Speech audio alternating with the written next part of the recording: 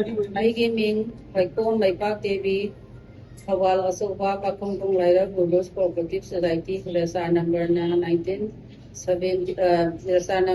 17/1986-87ꯅꯤ ꯑꯩꯈꯣꯏꯁꯦ ꯔꯦꯖꯤꯁꯇꯥꯔꯗꯤ ꯌꯥꯝ ꯂꯤꯔꯕ ꯑꯉꯥꯡ ꯑꯣꯏꯖꯔꯒꯁꯨ ꯑꯩꯈꯣꯏ ꯌꯥꯝ ꯅꯧꯅ ꯊꯣꯛꯂꯛꯈꯤ ꯃꯇꯝꯗꯨꯗ ꯏꯟꯗꯁꯇ꯭ꯔꯤ ꯗꯥꯏꯔꯦꯛꯇꯔꯁꯦ ꯀꯌꯥꯔꯛ ꯃꯔꯣꯟ ꯑꯩꯈꯣꯏ ꯇꯤꯟꯅꯔꯒ ꯂꯥꯛꯑꯦ ꯔꯦꯖꯤꯁꯇꯥꯔ ꯃꯔꯣꯟ ꯇꯤꯟꯅꯔꯒ ꯂꯥꯛꯑꯦ ꯇꯧꯕꯇꯕꯨ ꯉꯔꯥꯡ ꯌꯥꯝ ꯅꯧꯕ ꯄꯥꯎ ꯑꯃꯗ ꯑꯩꯈꯣꯏꯒꯤ ꯏꯟꯗꯁꯇ꯭ꯔꯤ ꯗꯤꯄꯥꯔꯠꯃꯦꯟꯒꯤ ꯍꯦꯟꯂꯨꯝ ꯑꯩꯈꯣꯏꯒꯤ ꯃꯇꯝ ꯑꯃꯗꯗꯤ ꯑꯩꯈꯣꯏ ꯏꯟꯗꯁꯇ꯭ꯔꯤ ꯗꯤꯄꯥꯔꯠꯃꯦꯟꯁꯦ DICꯒ ꯄꯨꯜꯂꯝꯃꯤ ꯍꯧꯖꯤꯛꯇꯤ ꯍꯦꯟꯂꯨꯝ ꯁꯦꯛꯇꯔ ꯍꯦꯟꯂꯨꯝ ꯑꯅ ꯇꯣꯉꯥꯜꯂꯕꯅꯤꯅ ꯑꯩꯈꯣꯏꯒꯤ ꯍꯦꯟꯂꯨꯝ ꯁꯦꯛꯁꯟꯗ ꯍꯥꯟꯅꯅ ꯗꯥꯏꯔꯦꯛꯇꯔ ꯀꯩꯅꯣꯒꯤ ꯑꯩꯈꯣꯏꯒꯤ ꯁꯥꯔ ꯖꯤꯇꯦꯟꯒꯤ ꯃꯊꯛꯇ ꯀꯥꯃꯩ ꯂꯩꯈ꯭ꯔꯦ ꯀꯥꯃꯩꯒꯤ ꯃꯊꯛꯇ ꯖꯣꯟ ꯊꯥꯡꯈꯥꯂꯤꯌꯥꯟ ꯃꯊꯪ ꯗꯥꯏꯔꯦꯛꯇꯔꯁꯦ ꯂꯣꯏꯅꯃꯛ ꯂꯣꯏꯅꯔꯛꯑꯦ ꯑꯩꯈꯣꯏꯁꯦ ꯑꯗꯣ ꯇꯧꯕꯇꯕꯨ ꯑꯩꯈꯣꯏꯅ ꯁꯥꯔ ꯖꯤꯇꯦꯟꯕꯨ ꯅꯨꯡꯁꯤꯗꯕ ꯅꯠꯇꯦ ꯅꯨꯡꯁꯤꯖꯩ ꯂꯣꯏꯅꯔꯛꯄ ꯇꯤꯟꯅꯔꯛꯄꯒꯤ ꯑꯗꯨꯒ ꯉꯔꯥꯡ ꯑꯩꯈꯣꯏꯒꯤ ꯑꯥꯔꯇꯤꯁꯥꯟ ꯃꯔꯛꯇ ꯍꯥꯏꯇꯥꯔꯦ ꯑꯦꯋꯥꯔꯗꯤꯁꯤꯡꯅ ꯉꯔꯥꯡꯁꯤ ꯃꯣꯏ ꯄ꯭ꯔꯦꯁ ꯕ꯭ꯔꯤꯐꯤꯡ ꯑꯃ ꯇꯧꯔꯛꯏ ꯃꯗꯨꯗ ꯑꯩꯅ ꯍꯥꯏꯖꯅꯤꯡꯕꯗꯤ ꯇ꯭ꯔꯥꯟꯁꯐꯔ ꯍꯥꯏꯕꯁꯤꯗꯤ ꯒꯚꯔꯟꯃꯦꯟꯠꯒꯤ ꯄꯣꯂꯤꯁꯤ ꯄ꯭ꯔꯣꯒ꯭ꯔꯥꯝꯅꯤ ꯑꯩꯈꯣꯏꯅ ꯀꯛꯎꯕ ꯌꯥꯕ ꯅꯠꯇꯦ ꯇꯧꯕꯇꯕꯨ ꯗꯥꯏꯔꯦꯛꯇꯔ ꯃꯁꯥꯅ RR ꯁꯨꯕ ꯑꯣꯏꯔꯒꯗꯤ ꯀꯩꯁꯨ ꯀꯥꯏꯗꯦ ꯑꯗꯨꯝ ꯃꯈꯥ ꯇꯥꯅ ꯈꯟꯊꯕ RR ꯁꯨꯗꯕꯒꯨꯝꯕ ꯑꯣꯏꯔꯝꯕꯁꯨ ꯌꯥꯏ ꯑꯇꯣꯞꯄ ꯗꯥꯏꯔꯦꯛꯇꯔ ꯑꯃ ꯂꯥꯛꯄꯗ ꯑꯩꯈꯣꯏꯅ ꯃꯗꯨ ꯐꯩ ꯐꯠꯇꯦ ꯑꯩꯈꯣꯏꯒꯤ ꯍꯥꯟꯅꯒꯤꯁꯤꯅ ꯑꯩꯈꯣꯏꯅ ꯐꯩ ꯍꯥꯏꯕꯅꯆꯤꯡꯕ ꯃꯁꯤꯒꯤ ꯃꯔꯝꯁꯤꯡꯁꯤꯗꯤ ꯑꯩꯈꯣꯏꯅ ꯍꯥꯏꯐꯝ ꯊꯣꯛꯇꯕ꯭ꯔꯥꯅ ꯈꯟꯖꯩ ꯀꯩꯅꯣ ꯍꯥꯏꯕꯗ ꯒꯚꯔꯟꯃꯦꯟꯠꯒꯤꯁꯨ ꯄꯣꯂꯤꯁꯤ ꯂꯩꯖꯩꯌꯦꯕ ꯑꯗꯨꯒ ꯏꯔꯣꯏꯅꯅ ꯑꯩꯈꯣꯏꯅ ꯁꯥꯔ ꯖꯤꯇꯦꯟꯕꯨ ꯐꯩ ꯑꯃꯁꯨꯡ ꯐꯠꯇꯦ ꯍꯥꯏꯕꯒꯤ ꯋꯥ ꯅꯠꯇꯦ ꯑꯩꯈꯣꯏ ꯈꯨꯗꯤꯡꯃꯛꯄꯨ ꯂꯣꯏ ꯆꯤꯀꯣꯟꯅ ꯄꯨꯟꯕꯤꯔꯤꯕꯅꯤ ꯑꯗꯨꯃꯛꯁꯨ ꯇꯧꯕꯇꯕꯨ ꯑꯩꯈꯣꯏꯅ ꯍꯥꯏꯅꯤꯡꯕꯗꯤ ꯑꯩꯈꯣꯏꯒꯤ ꯑꯩꯅ ꯑꯍꯥꯟꯕꯃꯛꯇ ꯄ꯭ꯔꯦꯁꯇ ꯑꯩꯅ ꯊꯝꯖꯅꯤꯡꯕꯁꯦ ꯐꯤꯁꯥꯕꯤꯁꯤꯡꯒꯤ ꯂꯥꯛꯄ ꯄꯩꯁꯥꯗꯒꯤ ꯑꯩꯈꯣꯏ ꯄꯩꯁꯥ ꯆꯥꯕꯤꯒꯅꯨ ꯑꯍꯥꯟꯕ ꯑꯩꯅ ꯊꯝꯖꯅꯤꯡꯕ ꯋꯥꯐꯝꯁꯦ ꯑꯗꯨꯅ ꯐꯤ ꯁꯥꯕꯤ ꯅꯨꯄꯤ ꯑꯃꯅ ꯅꯣꯡꯃꯗ ꯐꯤ ꯁꯥꯔꯒ ꯆꯦꯡ ꯄꯨꯗꯅ ꯏꯃꯨꯡ ꯄꯨꯗꯅ ꯃꯌꯥꯝ ꯑꯃ ꯃꯆꯥ ꯊꯥꯛꯏ ꯃꯆꯥ ꯂꯥꯏꯔꯤꯛ ꯇꯝꯍꯜꯂꯤ ꯑꯁꯤꯒꯨꯝꯕ ꯌꯥꯝꯅ ꯆꯥꯎꯅ ꯂꯥꯛꯄ ꯁ꯭ꯀꯤꯝꯁꯨ ꯅꯠꯇꯦꯕ ꯐꯤꯁꯥꯕꯤꯒꯤꯗꯃꯛꯇ ꯂꯥꯛꯏꯕ ꯁ꯭ꯀꯤꯝꯁꯦ ꯃꯍꯧꯁꯥꯗꯤ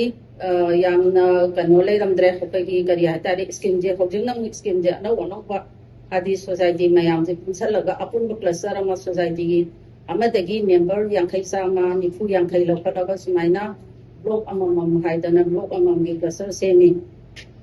ꯑꯗꯨꯒ ꯑꯃꯨꯛ ꯍꯧꯖꯤꯛ ꯕ꯭ꯂꯣꯛ ꯂꯦꯚꯦꯜ ꯀ꯭ꯂꯁꯇꯔ ꯁꯦꯝꯈ꯭ꯔꯕ ꯃꯇꯨꯡꯗ ꯑꯃꯨꯛ ꯍꯧꯖꯤꯛꯅ ꯑꯃꯨꯛ ꯁ꯭ꯃꯣꯜ ꯀ꯭ꯂꯁꯇꯔ ꯑꯅ ꯑꯃꯃꯨꯛ ꯄꯣꯂꯤꯁꯤ ꯑꯃꯃꯨꯛ ꯂꯥꯛꯑꯦ ꯃꯗꯨꯗꯤ ꯑꯦꯄ꯭ꯂꯥꯏ ꯇꯧꯗ꯭ꯔꯤ ꯑꯗꯨꯒ ꯂꯥꯛꯑꯦ ꯍꯥꯏꯕꯗꯤ ꯇꯥꯔꯦ ꯑꯗꯨꯒ ꯍꯥꯟꯅꯅ ꯕ꯭ꯂꯣꯛ ꯂꯦꯚꯦꯜ ꯀ꯭ꯂꯁꯇꯔ ꯍꯥꯏꯗꯅ ꯇꯧꯔꯤꯕ ꯄꯣꯠꯁꯤꯗ ꯑꯩꯈꯣꯏꯒꯤ ꯕꯦꯅꯤꯐꯤꯁꯔꯤ ꯑꯃꯃꯝꯗ ꯑꯗꯨꯁꯨ ꯂꯣꯏꯅꯃꯛ ꯑꯩꯈꯣꯏꯒꯤ ꯌꯥꯎꯔꯤꯕ ꯃꯦꯝꯕꯔ 50 ꯆꯥꯝꯃꯁꯦ ꯂꯣꯏ ꯈꯟꯕꯤꯔꯛꯄ ꯅꯠꯇꯦ ꯁꯣꯁꯥꯏꯇꯤ ꯃꯌꯥꯝꯁꯤꯗꯒꯤ 30 ꯃꯔꯝ ꯆꯥꯕ 30 ꯑꯃ 90 ꯈꯟꯒꯠꯂꯒ ꯌꯥꯎꯔꯤꯕ ꯁꯔꯨꯛꯁꯤꯗ ꯌꯥꯎꯕꯤꯔꯛꯏꯕ ꯑꯩꯈꯣꯏꯒꯤ ꯀꯔꯤ ꯍꯥꯏꯇꯥꯔꯦ ꯕꯦꯅꯤꯐꯤꯠꯁꯤꯡꯁꯦ ꯑꯩꯈꯣꯏ ꯐꯤꯁꯥꯕꯤꯒꯤ ꯈꯨꯠꯊꯥꯡꯗ ꯗꯥꯏꯔꯦꯛ ꯌꯧꯍꯟꯖꯅꯤꯡꯉꯦꯕ ꯑꯩꯈꯣꯏꯒꯤ ꯍꯧꯖꯤꯛ ꯄꯤꯔꯤꯕ ꯀ꯭ꯂꯁꯇꯔ ꯑꯩꯈꯣꯏꯒꯤ ꯕ꯭ꯂꯣꯛ ꯂꯦꯚꯦꯜ ꯀ꯭ꯂꯁꯇꯔꯒꯤ ꯑꯔꯣꯏꯕ ꯁ꯭ꯇꯦꯖꯅꯦꯕ ꯍꯧꯖꯤꯛꯁꯦ ꯁꯦꯀꯦꯟꯁꯤꯅ ꯂꯣꯏꯔꯦ ꯃꯃꯥꯡꯗꯗꯤ ꯊꯥꯔꯐꯥꯎ ꯄꯤ ꯑꯗꯨꯕꯨ ꯊꯥꯔ ꯂꯩꯈꯤꯗ꯭ꯔꯦ ꯁꯦꯀꯦꯟꯁꯤꯗ ꯂꯣꯏꯔꯦ ꯂꯣꯏꯔꯤꯕ ꯀ꯭ꯂꯁꯇꯔꯁꯤꯗ ꯑꯩꯈꯣꯏꯒꯤ ꯒꯣꯔꯃꯦꯟꯠꯒꯤ ꯀꯩꯅꯣꯗ ꯀꯣꯜ ꯑꯃꯗ ꯂꯨꯄꯥ 50,000 ꯌꯥꯎꯏ 50,000 ꯌꯥꯎꯕꯁꯦ ꯕꯦꯅꯤꯐꯤꯁꯔꯤ ꯑꯃꯗꯅ 13,000ꯀꯤ ꯀꯣꯜ ꯑꯃ ꯄꯤ 13,000ꯀꯤ ꯄꯤꯔꯤꯕ ꯀꯣꯜꯁꯦ ꯑꯩꯈꯣꯏꯅ ꯑꯃꯨꯛ ꯇꯣꯉꯥꯟꯅ ꯆꯟꯖꯔꯨꯔꯒꯗꯤ 13,12,13,ꯗꯅꯤ ꯆꯪꯉꯤꯁꯦ ꯑꯗꯨꯕꯨ ꯒꯣꯔꯃꯦꯟꯠꯒꯤ ꯄꯣꯂꯤꯁꯤꯅꯤꯅ ꯀꯔꯤꯅꯣ ꯃꯔꯝ ꯂꯩꯔꯝꯕ ꯌꯥꯏ ꯍꯥꯏꯗꯅ ꯑꯩꯈꯣꯏ ꯃꯗꯨꯗ ꯀꯩꯅꯣ ꯇꯧꯔꯨꯗ꯭ꯔꯦ ꯇꯧꯕꯇꯕꯨ ꯑꯩꯈꯣꯏꯅ ꯄꯥꯝꯖꯕꯗꯤ ꯉꯁꯥꯏꯒꯤ ꯑꯥꯗꯒꯤꯗꯤ ꯀꯣꯜ ꯑꯃꯗ 30,000 ꯌꯥꯎꯔꯛꯏꯕꯅꯤꯅ 13,000ꯁꯦ ꯀꯛꯈ꯭ꯔꯕ ꯃꯇꯨꯡꯗ 14,000 ꯂꯦꯝꯍꯧꯕꯁꯦ ꯐꯤꯁꯥꯕꯤꯁꯤꯡꯗ ꯑꯩꯈꯣꯏꯒꯤ ꯀꯔꯤ ꯁꯤꯌꯥꯔ ꯀꯦꯄꯤꯇꯦꯜ ꯑꯣꯏꯅ ꯍꯥꯏꯒꯗ꯭ꯔꯥ ꯂꯪ ꯈꯔ ꯂꯦꯝꯍꯧꯔꯤꯕ ꯈꯔꯗꯨꯅ ꯂꯪ ꯈꯔ ꯂꯧꯔꯒ ꯐꯤꯁꯥꯕꯤꯁꯤꯡꯗ ꯄꯤꯍꯟꯅꯤꯡꯉꯦꯕ ꯑꯩꯈꯣꯏꯒꯤ ꯁꯥꯏꯠꯇꯒꯤ ꯑꯗꯣ ꯍꯟꯗꯛ ꯃꯗꯨꯒꯤ ꯄꯣꯠꯁꯦ ꯄꯤꯔꯔꯣꯏ ꯍꯥꯏꯗꯅ ꯗꯥꯏꯔꯦꯛꯇꯔꯅ ꯍꯥꯏꯔꯛꯄ ꯂꯩ ꯃꯗꯨ ꯀꯔꯤ ꯃꯔꯝꯒꯤꯅꯣ ꯍꯥꯏꯕꯁꯨ ꯑꯩꯈꯣꯏ ꯀꯨꯞꯊꯅꯗꯤ ꯈꯪꯗ꯭ꯔꯤ ꯑꯗꯨ ꯄꯤꯔꯔꯣꯏ ꯍꯥꯏꯕ ꯑꯃꯗꯤ ꯍꯥꯏꯔꯦꯅ ꯑꯩꯈꯣꯏꯁꯦ ꯍꯧꯖꯤꯛ ꯀꯪꯉꯥꯎꯅꯔꯒ ꯂꯩꯔꯤꯕ ꯁꯨꯃꯥꯏꯅ ꯑꯩꯈꯣꯏꯒꯤ ꯐꯤꯁꯥꯕꯤ ꯕꯦꯅꯤꯐꯤꯁꯔꯤ ꯑꯃꯃꯝꯗ ꯐꯪꯐꯝ ꯊꯣꯛꯄ ꯄꯩꯁꯥ ꯂꯥꯛꯐꯝ ꯊꯣꯛꯄ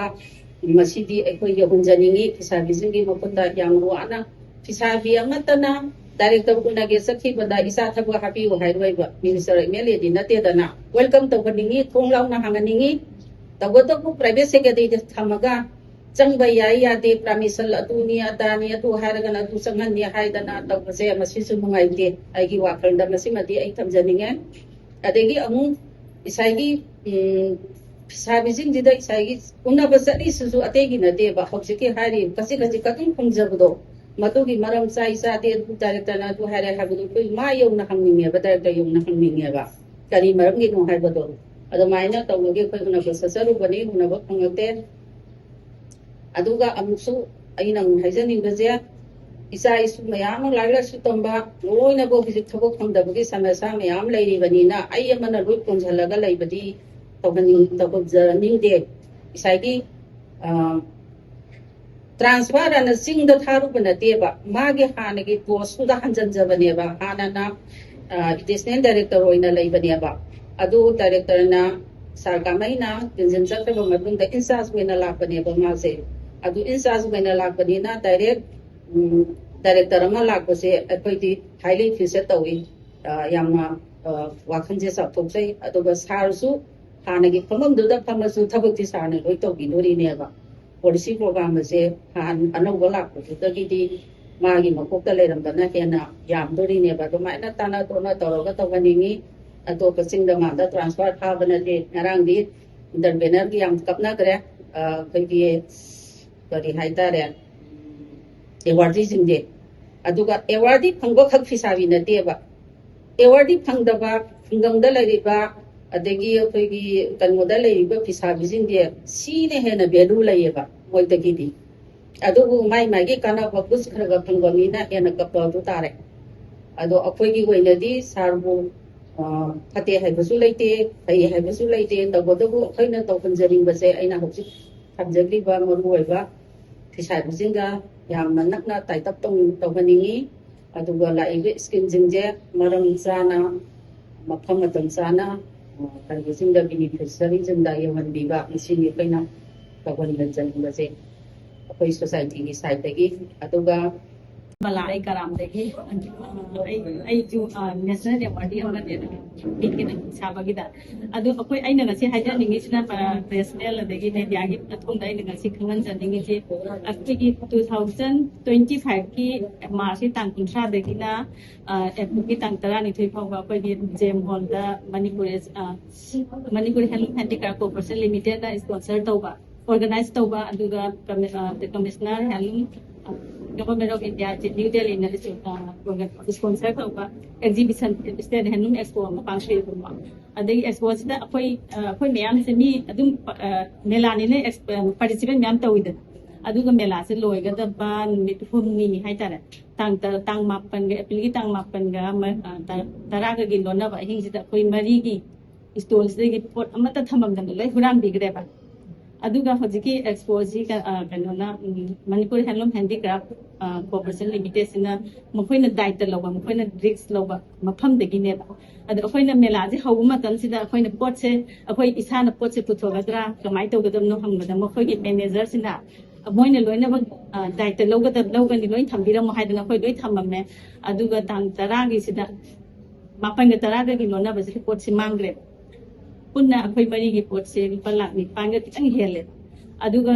नोंगालगा तांग 10 की अयुक सिदा अखोइ खंगनरतुना येंगे अदुगा येंगान सिदा पोट से अरैब लेरमद्रे आइगी दि बैग मरी ने बको मरी से लेरमद्रे अदगी अखोइगी इमानपी अमा कापिंग तापम रोबिताना कलुदगी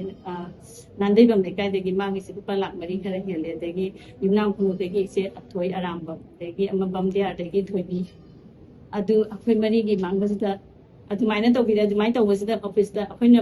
सिटी पुलिसदा रिपोर्ट तौरेबा रिपोर्ट तौबसिदा अखोइना एफआईआर तौगे हाबिदा अदुदि नोइगिसे कनाना कमाइ तौबनो स्पॉन्सर ऑर्गेनाइज कनाना तौबना हजिगी मणिपुर हैंडलूम हैंडीक्राफ्टना तौबने अदुदि सब मानबा रिपोर्टदा अनि तौबसे याते अदुना ऑफिसना ओइना तखल्लो हाइतना तौखल्लेबा ऑफिसना तौरे अदु ऑफिस की हजिगी मैनेजिंग डायरेक्टर जे होजे अखोइगी हैंडलूम की डायरेक्टर ओइरिबा सरजी टेंसिना ओइबा अदैदा साजिना समा हाइरे मुने एप्लीकेशन अमम थारो नोइगी मांगीबा पैसा जे अखोइ खरा हंजनबा तौरगे न अखोइ एप्लीकेशन खोइ मरि मगोइना बक थारे एप्लीकेशन थाराबा मतुंगदा दुम मोइना पाउजे फाउनजी हाइरागा दुम कोइना फाउते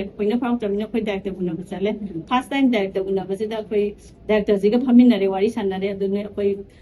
मीटिंग अमा खतंग अखोइगी स्टाफ का से meeting um खतंग फमखिगे Hama aga no ki pesha de the singji ge hai do adu khana re PDP ge hai re ko man adu ki thaja ba je khoi da thamne khoi la e adagi khoi je matang chap je director si una ba su phang drai phone ba khoi na tau ba phone ba staff ki ni ba na pick up tau bi drai adagi su ne ba je khoi si nong atung chat le khoi ja ya ma matam da khoi si hong na chat le ba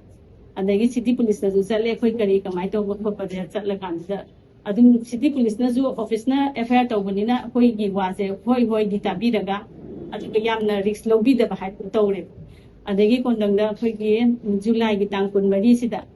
kun mari manden mi sida khoi je director se mu na ba chat le una ba chat pa kan sida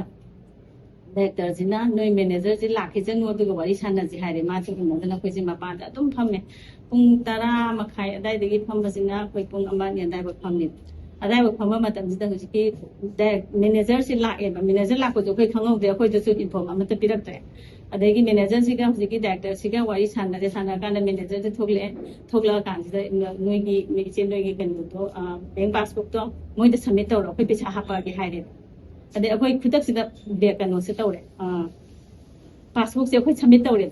submit to ro ba submit hack to ba hand over hack to ba khutak si da moi gi Manipur Handloom Handicraft Corporation si da sa gi khoi gi pot guran gi no pa si ga ma gi nupi si ga smai to da na pot si pura ga la e hai da na pa om ta re ba Pao mata ba kan sida moina de di moi di sakhaga du moina mo police ta mu to ga cyber crime to na city police na local hai re ba adai city police na local ma tan akoi da moina office na di smaina huran ba to smaina phare hai ba tin ko ma di pi do khoi ga huran ba du ko chu na ho tre ma khoi ga unari ra hai ba di khang de aduge admaina sum to ba sida gi adai huran ba se yu ki to mo khai de local laga aduga keno akoi gi chera ko tu pu ga adum jail da phudu miss da mak thajal lam ba akhoi ga unabagi timing ju phangde kan phangde du mo intro tawbra adu di police ki thabang ni khangde adu ga huran baji ga loina pot khara phangjei pot khara phang baji moina noi gi poching de khalu la on akhoi ji khalle adu khado ga mai si ne se ha bi du poching ni masing khan to e adu khalle adu gi du moi khoi na pot se lok thok pa je khoi ni ya de ha re ko ya de ha de gi moi ji gi Manipur Handloom Handicraft Corporation gi jina ukil nama contact tawre ba khoi gi no mai bung de gi thar di mo